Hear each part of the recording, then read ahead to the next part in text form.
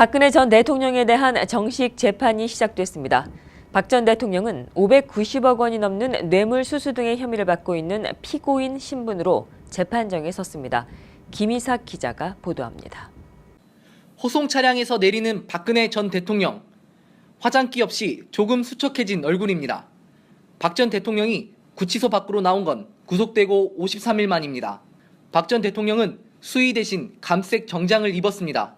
아직 미결수 신분으로 무죄 추정의 원칙에 따라 재판을 받을 때 사복을 입을 수 있기 때문입니다. 왼쪽 가슴엔 수임 번호가 적힌 배지를 달았습니다. 긴장한 듯 자신이 앉을 자리를 반복적으로 되뇌이면서 법정에 들어서는 모습도 구속 전과 달랐습니다.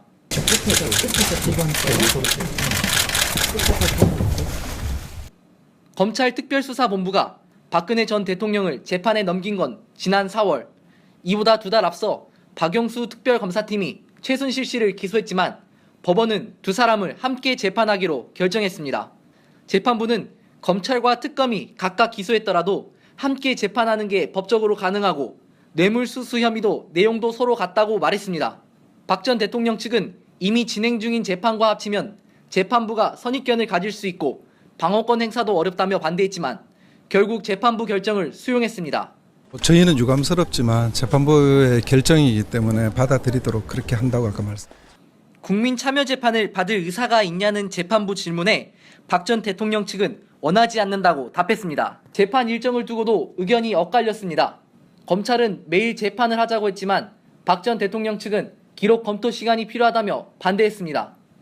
재판부가 들여다볼 혐의 내용은 뇌물수수 혐의 등 모두 18가지입니다. 검찰은 모두 진술을 통해 불행한 역사의 한 장면이지만 혐의 입증에 최선을 다하겠다고 밝혔습니다. 박 전 대통령 측은 추론과 상상에 의한 기소였다며 모든 혐의를 부인해 치열한 법정 공방을 예고했습니다.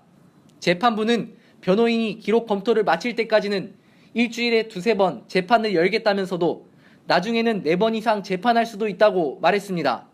혐의 내용과 쟁점이 많은 상황에서 1심 선고는 구속 만기 6개월을 꽉 채워 오늘 10월 초에야 내려질 것으로 보입니다. KBTV 김희삭입니다.